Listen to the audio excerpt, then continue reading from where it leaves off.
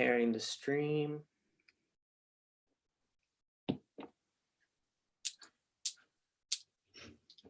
Get people to trickle in. Manny, FYI, I got confirmation today that I am doing a night with Bradley and Walt Frazier Sunday night for the Y. Yeah. Yeah. I All spoke to right, Bradley. so we're live. I talked to Bradley about it, by the way. Oh, good. I appreciate that. Yeah. All right, Tony, are we good to go? Yeah, we're good to go. Okay, well, We're sometimes the lights in the theater go out and you got to start the show all over again.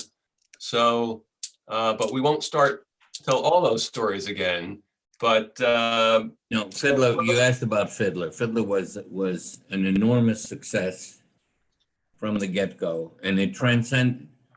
We Jews are proprietary and we think it's us, but that show transcends everybody.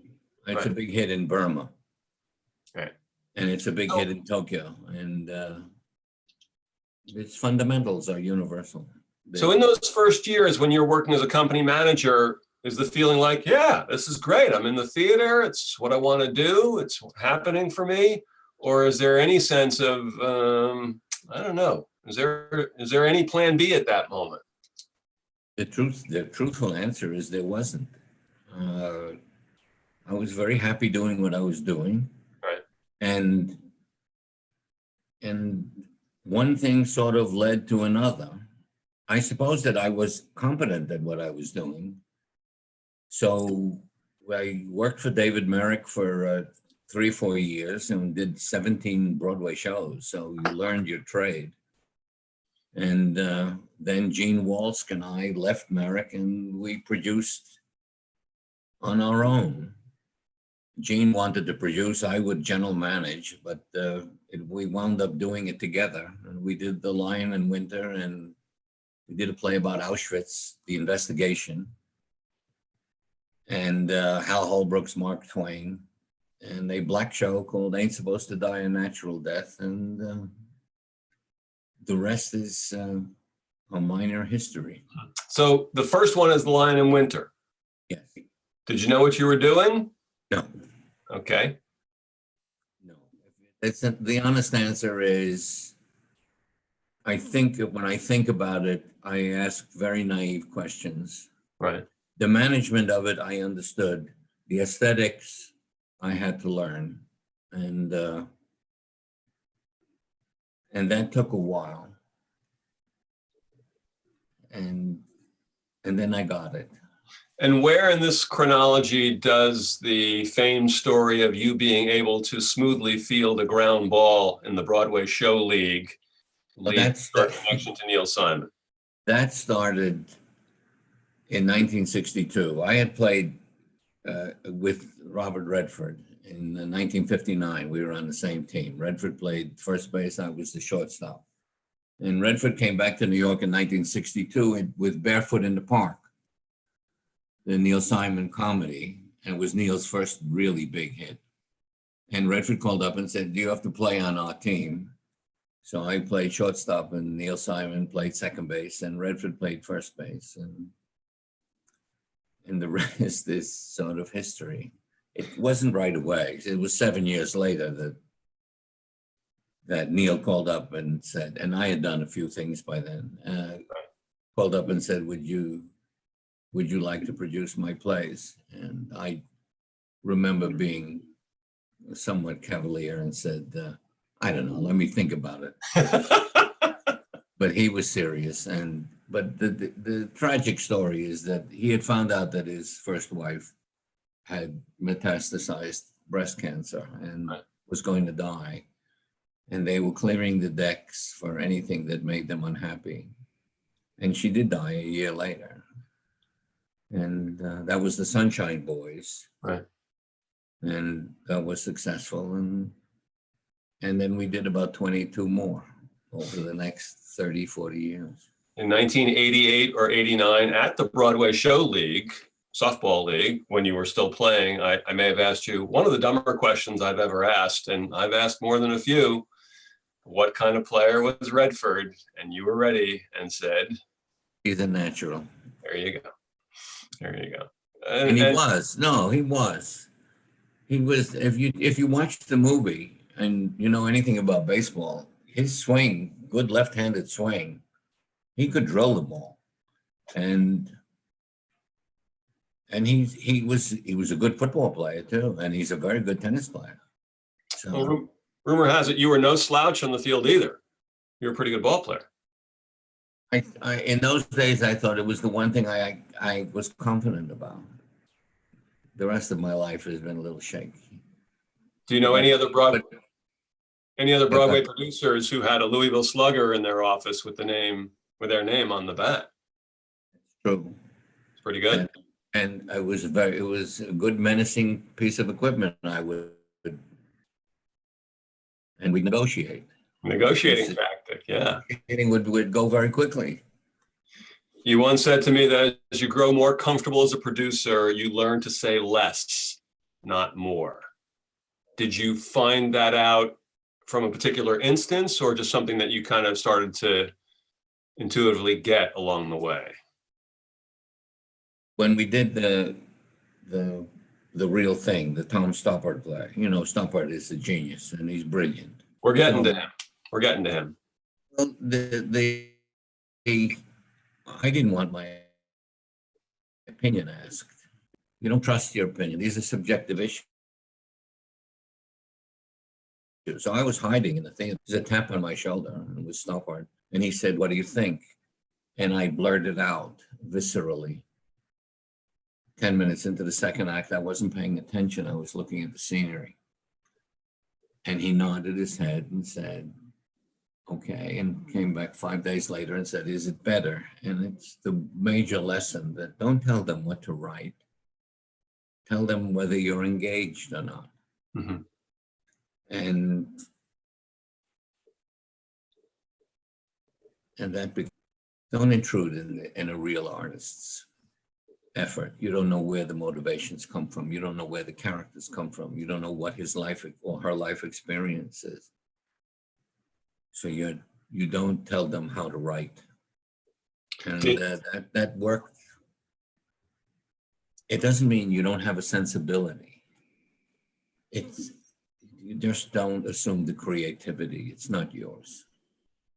As a younger producer, was that a trap that you had already fallen into? No, I was more frightened, so I didn't say anything. And then more with Neil, it was easier because we came from the same neighborhood. We're all from Neil was from Washington Heights and I was from the Bronx, and we knew who these characters were. So, for example, when we did Broadway Bound, 2 or 3 weeks before rehearsals, we had a reading. And the big scene in that play is the mother dancing with the son. Mm-hmm. But that wasn't in the show. And we had dinner after the reading, and Neil said, what did you think? And I said, I missed the mother in the second act. And he nodded his head and he said, give me a couple of weeks. And in 3 days, he wrote the scene that made the play. And you could not have imagined that a scene, he's the only one in the world who could have written that scene. It all comes out of his experience. Right. And so you don't intrude in that process. Do you think that as much as you know about the process today, do you think that's something that producers who are not just producers from the standpoint of contributing a decent amount of money, but actually involved in the process, do you think they are more involved than that, or does that kind of truism still stand today? The good ones will not intrude in. If you're dealing with a real artist, what are you going to tell Sondheim what lyric to write? Think about it. Yeah. And think about what bullet you want in your brain. You don't intrude in that, but you have the right to say, I'm not engaged, because that's genuine for you.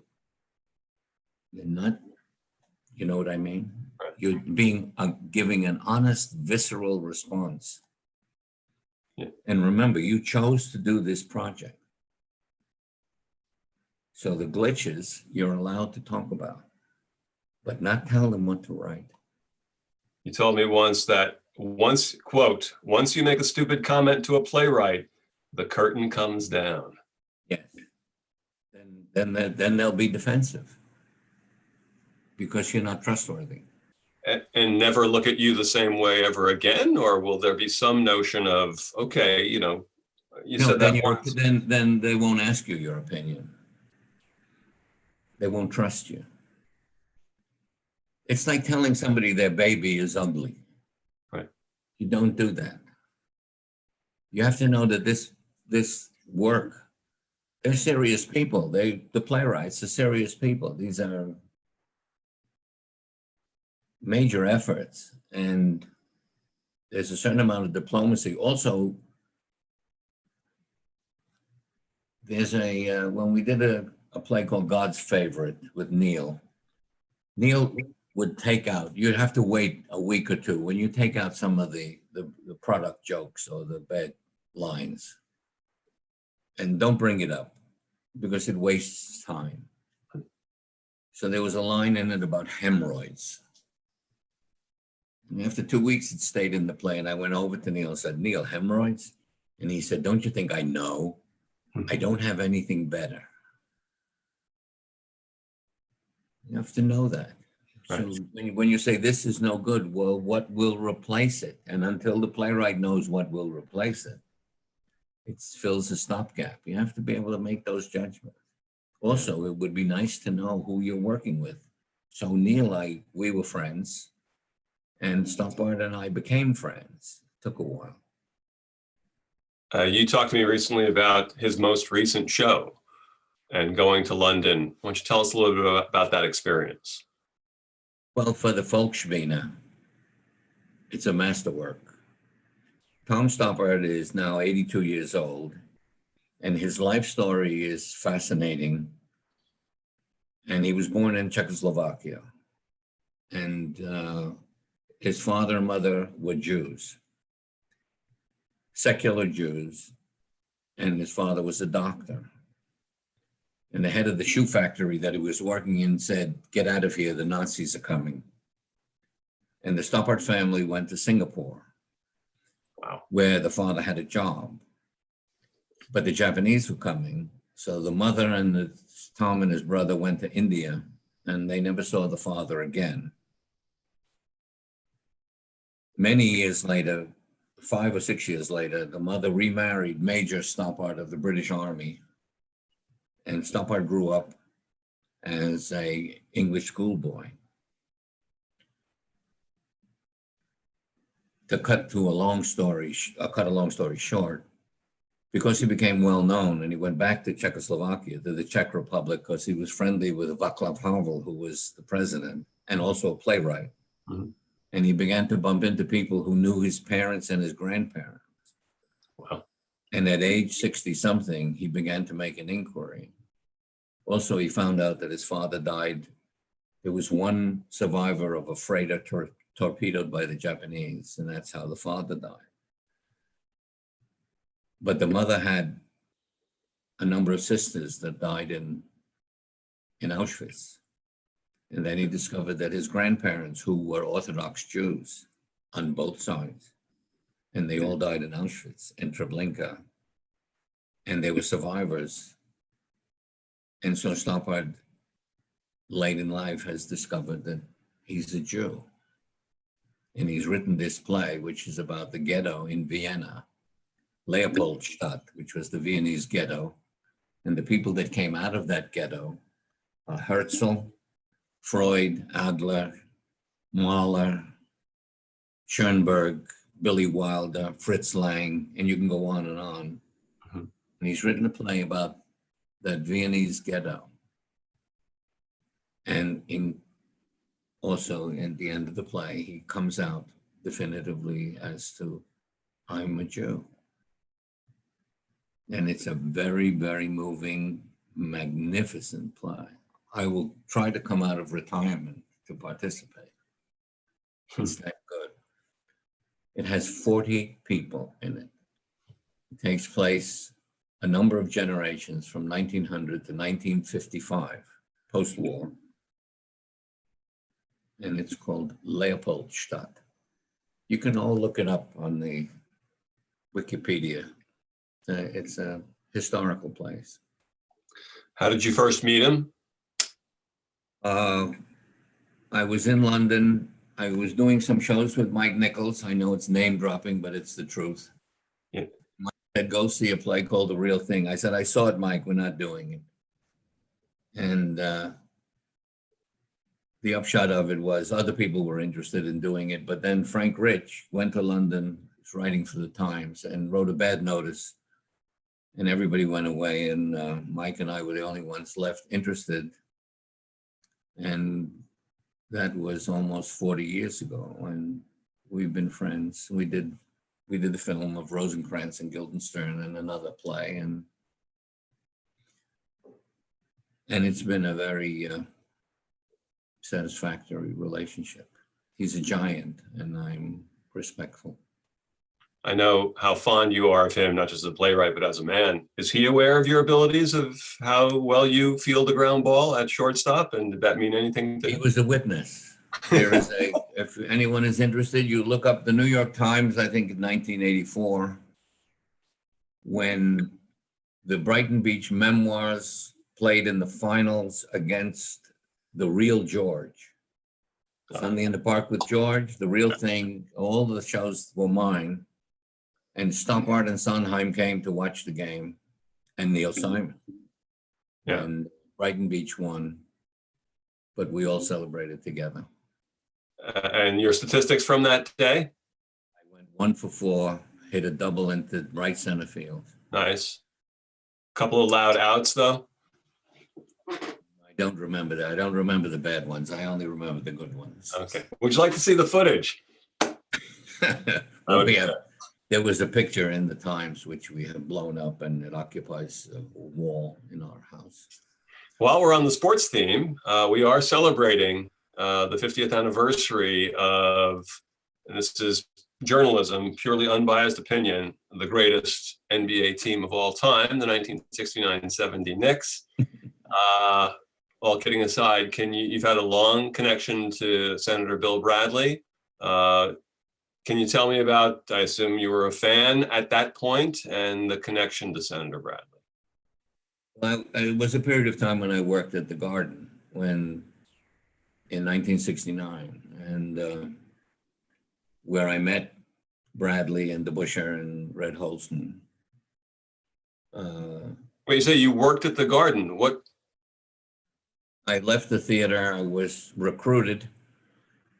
And they actually paid you. You had real money. And I was only there for 7 or 8 months because the intent was that the Garden was going to become the entertainment center of the world. Right. And I didn't think that was really going to happen. So I left and went back to the theater. But there was Red Holtzman. And for the Volksbühne people, he's a Pinterleid. And you'll notice how many wins he has and this banner at the Garden. Mm-hmm.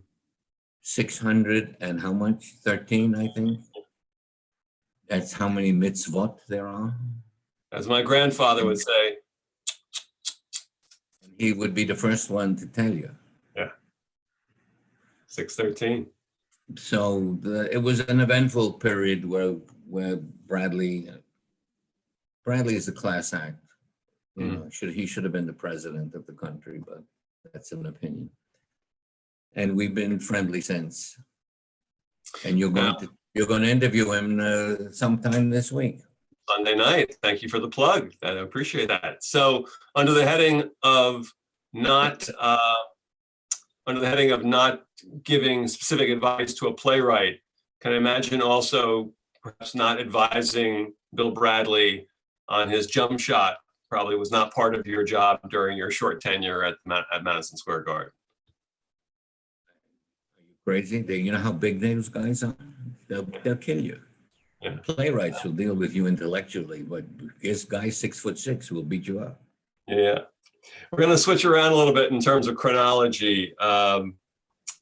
In 1947, you once told me about the scene in your house or apartment as the UN vote is being taken on the Declaration of the State of Israel. You're what? You're 13 years old at that point, right? Yeah. It's when Israel became a state. Right. What was recognized at the UN, the vote at the UN. My father was an ardent Zionist. And I don't know a better word than ardent, but it defined his life. And so we sat in the kitchen when the UN voted, and it was on the radio. And as they voted, he checked off the countries as they voted. It was arranged so when the United States voted, that was it. And he put the pencil down and said, and I'm only 13, he said, it happened in my lifetime. You know, L'Shana Haba b'Yerushalayim. Next year in Jerusalem, it happened in his lifetime, and it was his dream. And it wasn't arbitrary that we have enough information. We met Chaim Weizmann, who was the first president of Israel, before he went to see Harry Truman, just my sister and I. And my father was a friend of his.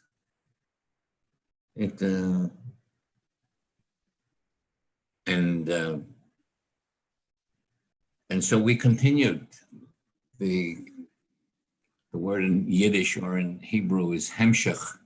It means continuity. And so we make these trips to Israel with theater people, or we did up until this year, for the last 30 years. Right. When did those trips start, and what was the origin of the first trip? It's if you look it up, Woody Allen wrote a piece, op-ed piece in the Times condemning Israel during the second Intifada. And when asked if he'd been to Israel, he said, "Why should I go to Israel when I can go to Sweden?" So at some meeting with the cultural attaché of Israel, we got into a conversation of anti-Semitism among the Semites and the preconceptions that that the world sees as of a Jew, including what the Jews see as Jews. And I said, you can shatter that by going to Israel, and you see the F-16 fighter pilot is Jewish, and also that not all of the Arabs look like Arafat. Right. So we started bringing people to Israel just for that purpose. No proselytizing, neither politically nor religiously. And it seemed to work. And I think it would be safe to say that we wound up with about 600 people over the years. And whereas they may not be Zionists, they're much more knowledgeable about how complicated the Middle East issues are. Complicated is the right word, that's for sure. Have the trips kind of transformed through the years or changed, or have they pretty much been the same since you started them? I would say that we always had speakers who would, and the speakers in those some days included Shimon Peres and Bibi Netanyahu and Arabs and plain old passionate people who lived on kibbutzim. Mm-hmm. And you humanized the situation rather than politicized it, that these are people living here. And also the extraordinary achievement of that, what has happened in 70 years in Israel, what taking in people from the Middle East and from Europe after the war, right, and what they've achieved is extraordinary. It's extraordinary. You've told me before about going to the theater as a kid, and that it often meant something. It was when you went to see Death of a Salesman, this was not just for a fun day at the theater, but this had meaning. You put it more eloquently than I am right now.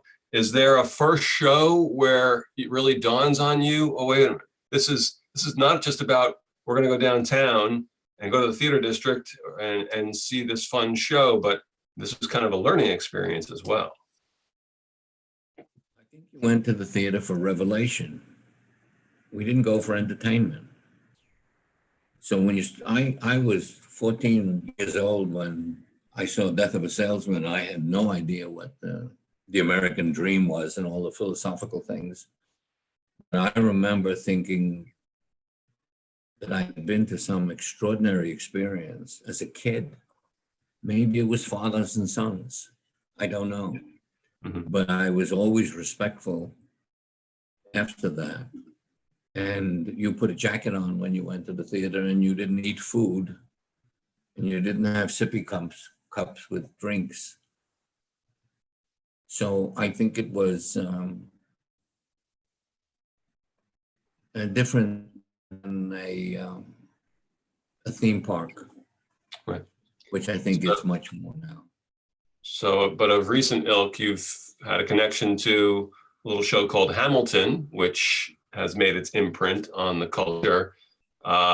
With something like Hamilton, with something like Dear Evan Hansen, do you think that that feeling that you got as a 14-year-old, do you think that feels, as a rule in the theater, or is it more of the exception? No, I think it's more of the exception. There are fewer plays and more musicals for one, and some of them are flat out entertainment, and some of that is okay. There's nothing wrong with Lion King. I mean, it's terrific. The fellow who produced Hamilton, Jeffrey Seller, who was a friend, he is respectful of the process.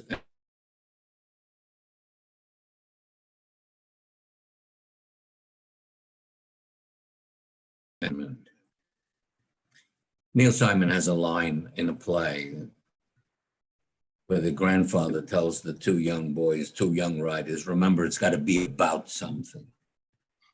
And Hamilton is about something. It's about a lot of things. And the fact that they came up with an idea of doing a musical, a rap musical about Hamilton to be played in all the founding fathers, to be played by African Americans, it's genius afterwards. If it would have announced it, people would have run away from the theater. And look what happened. So, and Jeffrey produced it, and I give him, he's got that sensibility. So does Lin-Manuel Miranda. Absolutely. Ragtime is also about something. And you did a production in 2009, which was a wonderful production, and it closed pretty soon. Yes. And I remember at that time, you were down about it. My question is, when something like that happens, is that a learning experience as well? Do you learn from the shows that you just kind of shake your head and go, how is that possible that this is not hitting? Or is that just the notion of that's the theater, and if you try and figure it out, well, then you're just, you're wasting time. I think there's for us, and I'm talking about my wife and I,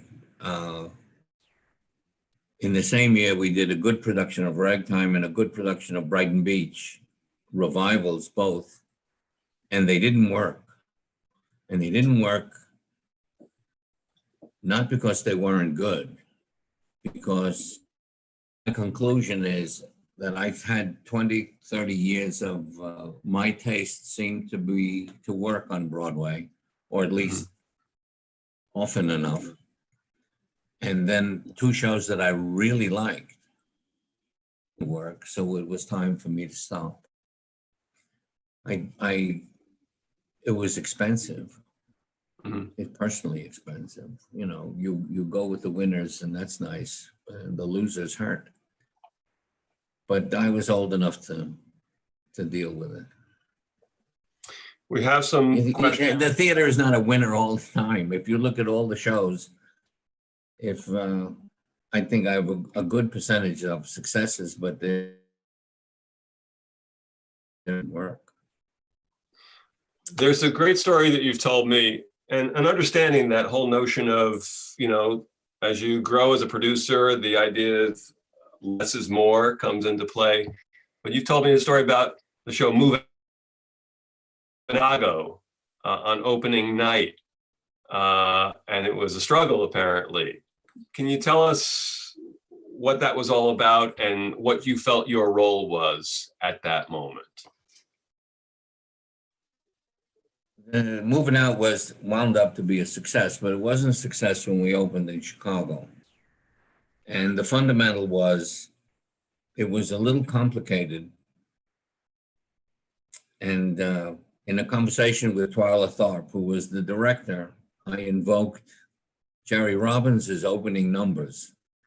Fiddler is tradition, West Side Story is the big dance number, Forum is Funny Thing Happened on the Way, Comedy Tonight.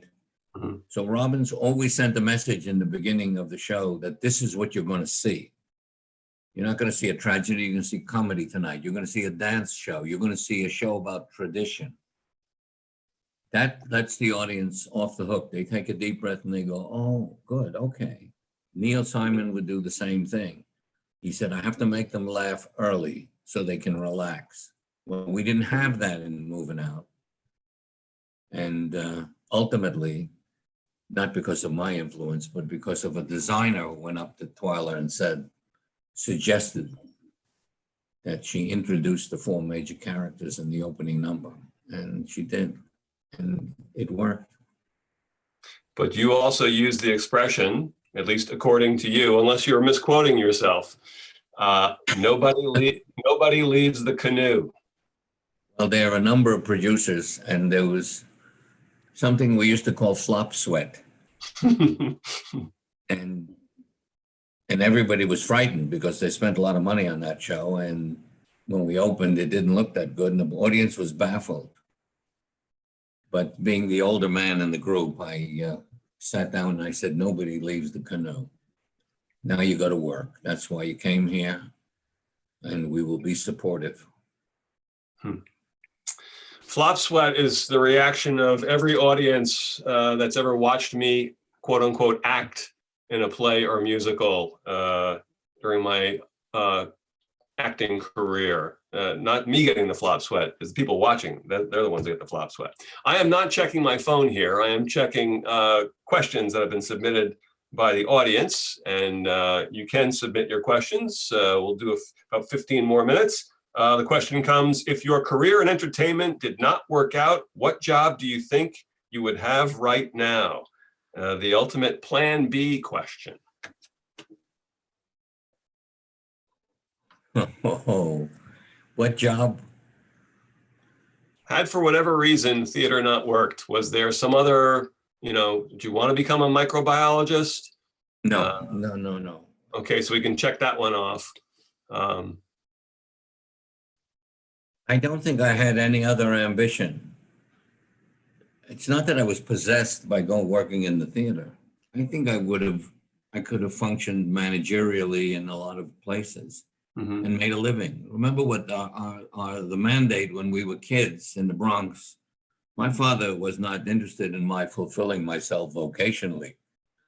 Your obligation was to earn a living and put food on the table, to use those expressions, and pay the rent and make sure your kids went to school. So I suppose I would have had a job, and if I would make it up, but it wouldn't be true. I didn't have any other ambition. What neighborhood in the Bronx were you from? 156th Street and Walton Avenue. Right. But that was after 156th Street and the Grand Concourse. All right. Were you a Yankee fan? You had to be, or else you would be assassinated. We were 4 blocks from the stadium. Yeah. You could have been a Giant fan and could have crossed over the bridge and, No, there's a street named with the name Azenberg on it now in the Bronx. And it's a kind of a highlight because when it was, my son pulled the curtain to, and it was about 4 blocks from where we grew up. And I thought, if my father saw the name Azenberg somewhere on the Grand Concourse in the Bronx, it would be good. I'm assuming it was for you, for Manny Azenberg. Yes, but it's his name. Okay. All right. All right. Some other questions from the people who are watching. What was the Neil Simon play that touched you personally the most? That one I have an answer for. Okay. The one that touched me the most was the first one because it was successful. The one that emotionally touched me was the Brighton Beach, the trilogy. Right. And Broadway Bound, which I think there are those who say that The Lost in Yonkers is his best play, but my favorite was Broadway Bound. And it was about the similar neighborhoods. It was set in Brooklyn, but it was a Bronx tale. Mm.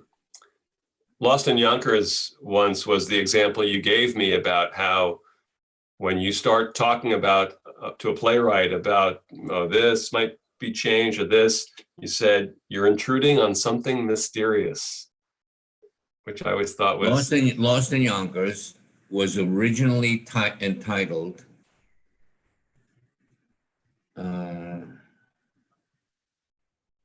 Louis the Gangster. And it evolved into a play about a woman. Now, if you look carefully at all of Neil Simon's plays, you don't see very often the in-depth character being a woman. Mm-hmm. And it turned out to be about a woman who was slightly impaired and a grandmother. The woman who's slightly impaired, I do not have any understanding of where this character came from. The grandmother was his mother-in-law, but only vaguely. Mm-hmm. So you can't give notes. This was a real creation of his. Very often I knew where the motivations came from, where the characters came from. Remember, there are 2 boys in a lot of plays. Mm-hmm. And that's Neil and his brother. Right. And they show up a lot. But this one came from nowhere, and it won the Pulitzer Prize and the Tony as well. Through the years, any particular show that you produced, either a Stoppard show or a Neil Simon show or the other shows, that privately, only to your loved ones, and maybe not even to them, or maybe not even to yourself, or maybe just to yourself, you said, no, this one's not going to work. And then... Yeah, there were a few. There are a few you don't start out that way. You start out thinking, even if you're deluding yourself, you think it can be successful. But at some point, you wake up at 3 o'clock in the morning and realize, uh-oh. The biggest one would be the musical The Goodbye Girl, which I knew in rehearsal we had made a mistake. But it's one of those issues that you don't leave the ship in the middle. Right. You stick it out. And then I did a play once about the Donner Pass and cannibalism. Well, I thought it was good. I did a play called Einstein and the Polar Bear. Ran a few nights. Somebody said to me, how could you do that? And I said, do you think I did it because I hated it? Yeah, right. I liked it. Yeah. It said something to me. And the fact that it said something to nobody else is dawned on me too late. Yeah. I don't regret too many of them, though. They were not done. There were 2 or 3 that I did because other people thought it was good. And it didn't work. The Donner Pass show, can I imagine that the expression, the feel-good hit of the summer, was not used in its promotion? It didn't run long enough to even promote it. Yeah, it wouldn't even get to the summer. A couple more questions from our audience. What advice do you have for theater artists during this pandemic? Patience. Mm. Because I don't think until they take mortality out of the equation, the theater won't come back. And so we need a vaccine, or we need something that assures you you're not going to die. Mm. You don't want to go, you don't want to risk that. And the theater and athletics and the garden and football are all going to have to wait until this goes away. Right. Or is cured. And don't be impatient. Right. Another question. The architectural landscape of Times Square and Broadway has changed since you began your career. Any particular place or hangout you missed that's no longer there? I believe I know the answer to this question. Go ahead. Oh, yeah. There's the Polish Tea Room. Right. There was a wonderful coffee shop that was run by 2 Holocaust survivors. And it was a hangout. The cabbage soup, kapusta, was terrific. Beef barley soup, knedlach were terrific. And these people had survived the Holocaust. Mike Nichols would go there, Neil Simon would go there, the Schuberts would go there. On Wednesday afternoon, magicians would be in the back showing each other tricks. And there was a great hangout. There were also others. There were many others. There was an Italian restaurant called Del Soma, which was terrific. And the chorus kids went to Joe Allen's. Joe Allen's is still there. And people went to Sardi's. And also there was a restaurant called, there's a steakhouse, Wally's. I thought you were going with Jack Dempsey's. No. Nobody ate at Jack Dempsey's. That was from Guys and Dolls, you know. Just because I went there once. They had cheesecake at Jack Dempsey's. That's where the Guys and Dolls comes from. Yes, there was a lot of camaraderie, and you could go. There was a Spanish restaurant called Fornos on 52nd Street that Zero Mostel would eat in, and you could go to various places if you were alone, and you could have dinner with 17 people that you knew. It was good. It was fun. Is there any particular special memory or fondest memory from the Polish Tea House? The one you remember, wherever Zero Mostel ate, was always hysteria. I mean, he would get up and scream. But there were places down on 2nd Avenue that he did that too. Moskowitz and Lupowitz on 2nd Avenue. The guy that ran it was Anzelowitz. I'm not making these names up. Those were the real people. Yeah. Anzelowitz, he had changed his name for show business? No, he changed his name to Ansel. Other people changed their name. The subsequent generations changed their name. But the father of Ansel was Anzelowitz. Yeah. And he ran Moskowitz and Lupowitz. I know that sounds like a routine, but it isn't. It's absolutely a fact. Sounds like a Yiddish version of Who's on First. Getting back to the Yiddish, you were connected to a show in 1991. Those Were the Days. Yes. Those Were the Days Those Were the Days where was Yiddish songs, Yiddish sketches, Yiddish vaudeville. And it ran. I was just helpful. Right. The guy who produced it needed some help, so we gave him some money, and we also arranged a few things. Got a couple of Tony nominations. Yeah. Did you find that more and more along the way that people would start coming to you and say, "Can you come over and just check this out? We're in rehearsals. See what you think." You try to avoid that. Those were the days. I knew some of the people, Minna Bern was in it. Minna Bern was to be in Unser Camp in Kinderwelt. She was married to Ben Bonus. There's names that come out of nowhere. And they were performers. And they were friends of my Uncle Wolf also. So since I had some influence, we were helpful. We're going to try and get a couple more questions in from the audience. Deborah asks, Manny, are the Hirschfelds behind you? But we have a couple of originals, but those are copies. That's is Gypsy, Mm-hmm. Jerome Robbins, Broadway, and my wife was a dancer, and those are Fred Astaire, Ginger Rogers, Gene Kelly, Sid Charisse, Debbie Reynolds, and somebody else. And who's the other? Rogers and Astaire and Gene Kelly. Could you get any good dancers on there? No. So but we have a few that are.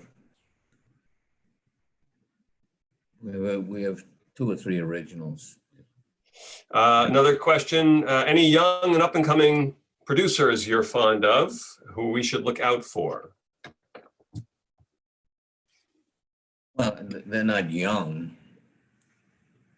Yeah, there are a couple of a kid named Mike Bosner who did Beautiful, and Warren Wolf who did what's the Egyptian play? The Band's Visit. Right.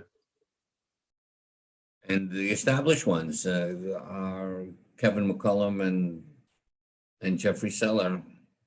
I had something to do with the beginning of their career. Jeffrey and Kevin did Rent, and Kevin and Jeffrey did Avenue Q, and they're established as the establishment on Broadway now. Before we wrap up with a couple of final questions, I want to remind people that you have a chance. We're doing this tonight for the National Yiddish Theater Folksbiene, and you have a chance to donate on screen to the National Yiddish Theater Folksbiene. Obviously, a lot of cultural institutions in New York are suffering right now because of Corona, and this is your chance to just do a little something for the theater. It would be most appreciated. You mentioned a name earlier, Mike Nichols, who I had never had the pleasure of meeting or interviewing, but found endlessly fascinating. Is there a favorite Mike Nichols story? Well, his real name is Igor Michal Peshkovsky. Mm-hmm. How's that for a story?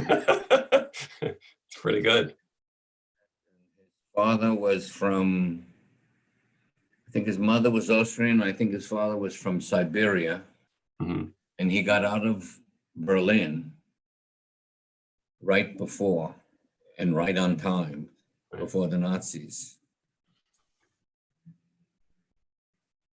And his brother at the funeral, at Mike's, the service, not the funeral, we had a little bit of a celebration, said that when they first arrived, either in Chicago or New York, and they passed by a Jewish bookstore with Jewish letters. And Mike was what, 8 or 9, 10, 9 years old. And he said to his brother, they allow that here? Mm-hmm. And that is indicative of what Mike's life experience was. He escaped the Nazis.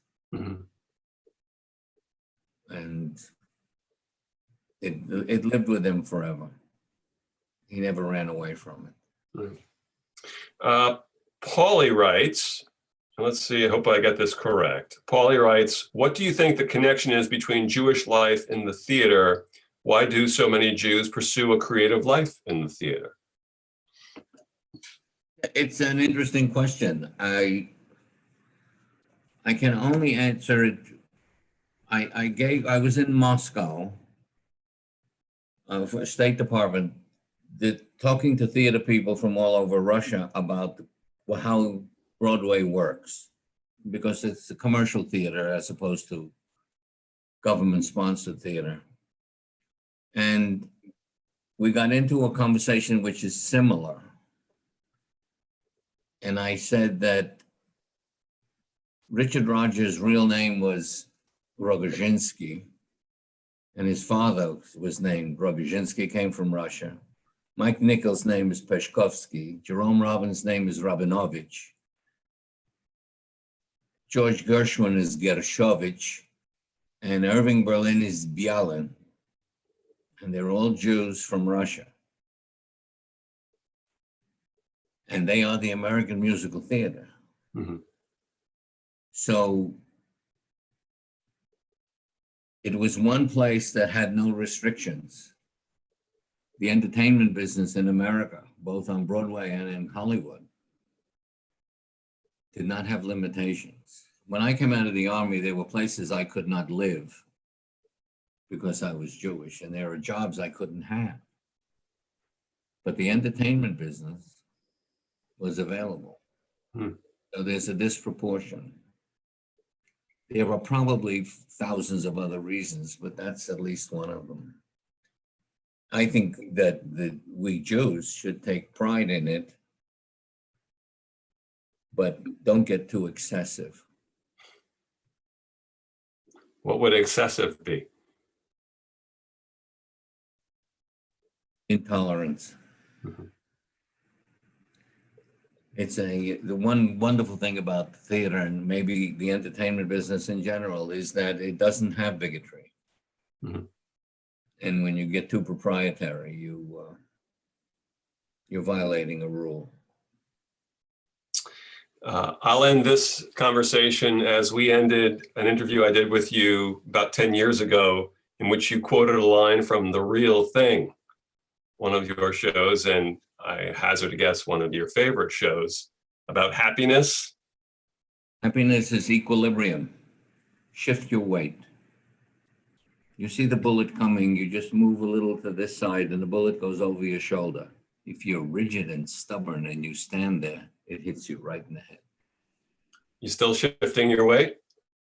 Shift your weight. Manny, it's been a pleasure. See you soon. Could do this for a couple of hours and get into every single game for the 1969-70 Knicks season, but that probably wouldn't be appropriate for tonight. I think everybody should watch you when you do the 92nd Street Y with Frazier and Bradley. Okay, I'll take that. Sunday night. Non-Jews. Manny Azenberg. Well, can I get off now? I can go? Thank you to the National Yiddish Theater Folkspina. And please, once again, there's a chance to donate to the theater. And we hope you've enjoyed this tonight. I know I certainly have. Manny, as always. See you soon. Be well.